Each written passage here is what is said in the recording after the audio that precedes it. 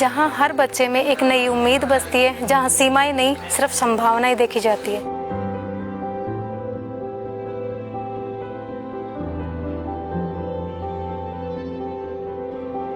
नमस्कार, मैं कविता 88.4 FM धड़क से, और आज हम आए हैं स्वामी विवेकानंद पुनर्वास संस्थान में।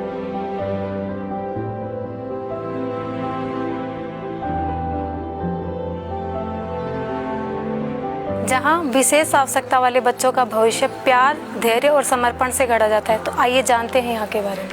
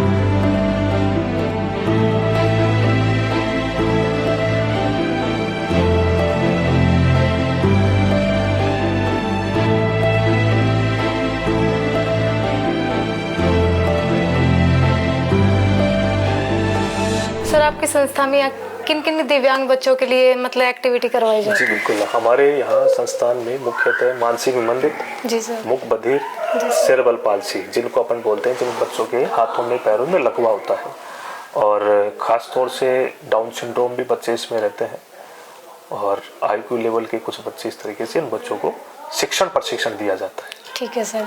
मेरा दूसरा सवाल आपसे ये है कि आपको इनके पेरेंट्स से कैसे कन्विंस करते हो कि भाई इस संस्था से वो जुड़े या अपने बच्चों को भेजें? किन किन समस्याओं का सामना करना पड़ता है? ये आपका जो सवाल है ये बड़ा मुख्य है, और ये जब बड़ी कठिनाइयाँ होती है, ऐसे ज़्यादातर हमें बड़ी शुरुआत में कठिनाइयाँ हुई इन पेरेंट्स को समझाना और समझा करके संस्थान से जोड़ना। जी सर। खास तौर से अपना जो क्षेत्र है अभी भी ग्रामीण क्षेत्र में ही है। जी सर। अवेयरनेस की बड़ी कमी है।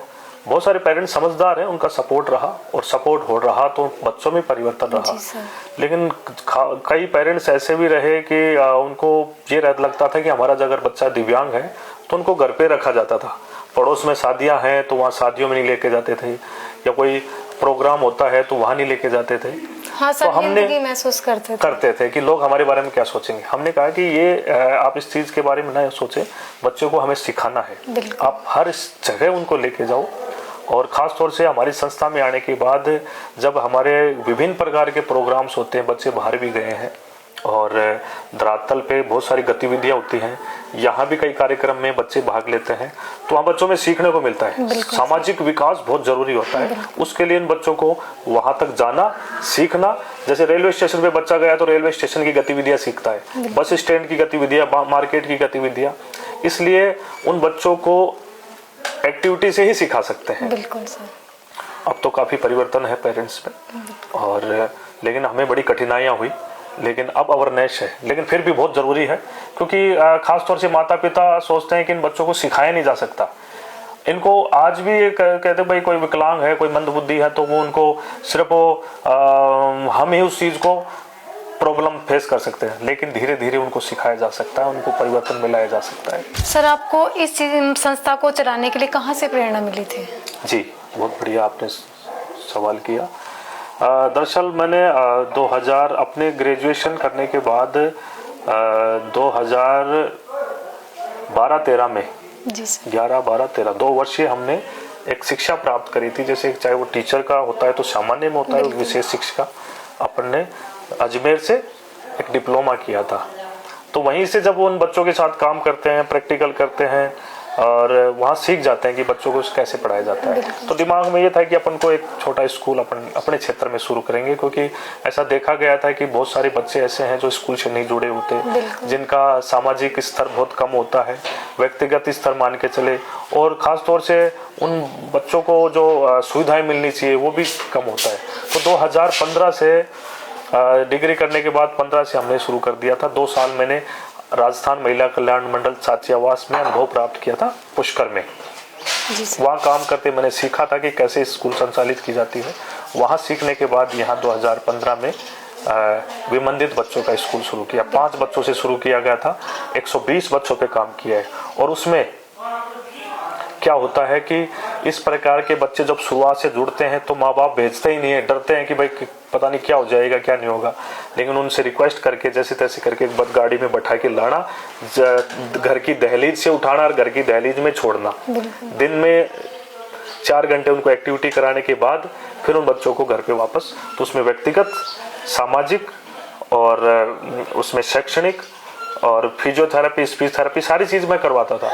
फिर अब मैंने अपनी टीम भी बनाई 1-2। फिर वाइफ शादी होने के बाद वाइफ को भी ट्रेनिंग कराई। मुख बधिरता से इन्होंने डिप्लोमा किया है और आज ये भी अपना एक विशेष शिक्षक का अपने बच्चों के साथ में कार्य करती है, तो इनका भी सपोर्ट है। इसके अलावा हमारे पास अन्य कर्मचारी भी हैं, कार्य करते हैं। और साथ साथ में इन बच्चों का पेंशन, UDID कार्ड, ये सारी चीजें मैं अपने संस्थान में इन बच्चों को तैयार करवाते हैं ताकि इन बच्चों को सुविधा मिल सके। सर, अब तक आपने कितने बच्चों को रोजगार के लिए जोड़ा है? जी, हमारी संस्थान जैसे पुनर्वास के साथ साथ में लाइवलीहुड पे भी कार्य करती है। हमने एक CBM का परिवार का एक प्रोजेक्ट भी चलाया था जिसमें 120 बच्चों का सर्वे करके, और उसमें जब हम 3 साल तक उसमें काम करते गए तो 75 हमारे दिव्यांग लोगों को हमने रोजगार से जोड़ा है। उसमें क्या क्या होता है, जैसे कुछ बच्चे हमारे यहाँ 6 बच्चे यहाँ भी वर्कशॉप पे काम करते हैं, दोना पत्तल बनाते हैं, पोचे बनाते हैं। और बहुत सारे बच्चे बाहर कम्युनिटी में काम करते हैं, जैसे विनस फैक्ट्री में काम कर रहा है, अपने हॉस्पिटल में जॉब कर रहा है, अपना टी स्टॉल शुरू कर रखा है। और साथ में अन्य गंतव्य स्थान पे जैसे जयपुर जैसे स्थानों पे अपना काम करके अपने पारिवारिक रूप से सपोर्ट करें, आर्थिक संबल भी दे रहे हैं। तो इन बच्चों को अपन ने लाइवलीहुड से जोड़ करके आज आत्मनिर्भर होकर के अपने परिवार को सपोर्ट कर रहे हैं। तो ये संस्था के लिए बहुत बड़ी उपलब्धि है कि वो हमारे यहाँ से बच्चे निकल करके आज जॉब कर रहे हैं। कुछ बच्चे हमारे यहाँ से निकल के 8वीं और 10वीं पास करके मुंबई में टाइल्स मेसन का काम करता है, अच्छा उसकी इनकम है। एक बच्चा हमारे पास ऐसा है, वो कैलाश यहाँ 12th करने के बाद आज वो बच्चा बहुत अच्छा पियानो बजाता है, पेंटिंग्स करता है। उसके बहुत सारे प्रोग्राम भी हुए हैं और उसका वीडियो आप देख पाएंगे। और बहुत सारे बच्चे ऐसे हैं जो अपना घर की दुकानों में काम कर रहे हैं। एक बच्चा हिमांशु है, वो गोटे लगाता है चुनड़ियों में। तो ऐसे कई उदाहरण आपको मिल जाएंगे जो बच्चे आज सेल्फ डिपेंड है। तो ये सबसे बड़ी उपलब्धि है संस्थान की कि हमारे यहाँ से बच्चे, दिव्यांग बच्चे निकल करके आज सेल्फ डिपेंड होकर के कार्य कर रहे हैं। तो इन बच्चों को हमने आजीविका से जोड़ा है। वर्तमान में 16 बच्चों का और लक्ष्य ले रखा है, उन बच्चों को भी हम जोड़ेंगे। इस तरीके से उनको पूरा लाभ दिलाने का प्रयास कर रहे हैं। जी ठीक है, हमारे दर्शकों को आप क्या संदेश देना चाहेंगे ताकि ऐसे बच्चों को मतलब समाज में भी सम्मान मिले और इनको भी मोटिवेशन मिले? बिल्कुल, मैं कहना चाहूँगा कि खास तौर से इस प्रकार की जो विद्यालय होती हैं, स्कूल होती है, या इनका कोई कार्य शुरू किया जाता है हमारे माध्यम से या किसी अन्य व्यक्ति के माध्यम से, तो ऐसे संस्थानों को सपोर्ट करना चाहिए। बच्चों में ऐसी स्तर प्रकार के बच्चे कहीं भी हो सकते हैं, उन बच्चों को संस्थान से जोड़ें। और जरूरी नहीं कि जो व्यक्ति संस्थान चला रहा है तो उसमें आर्थिक मजबूती हो, लेकिन हो सकता है कि आप जैसे लोगों के सहयोग से संचालित हो। तो मैं तो यही कहूँगा कि इस प्रकार के संस्थानों को आर्थिक रूप से भी सहयोग करें, और जहाँ इस तरीके के बच्चे होते हैं उन बच्चों को संस्थान से जोड़ें।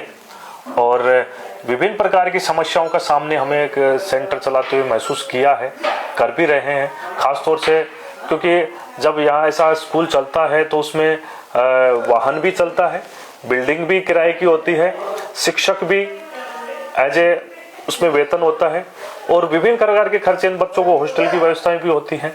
क्योंकि ये इन चीज़ों के लिए सपोर्ट चाहिए, सामाजिक सहयोग सपोर्ट चाहिए। जिस प्रकार के हम धार्मिक चीज़ों में सहयोग करते हैं, इस प्रकार के ऐसे सामाजिक चीज़ों में भी हमें सहयोग करना चाहिए। तो मेरा तो निवेदन ये है कि ऐसे संस्थानों से जुड़ें, किसी भी प्रकार से अपना योगदान दें और एक सहानुभूति के तौर पे भी जुड़ें। तो यही मैं आप लोगों को कहना चाहूँगा। ठीक है, धन्यवाद। 88.4 FM धड़क, शहर की धड़कन।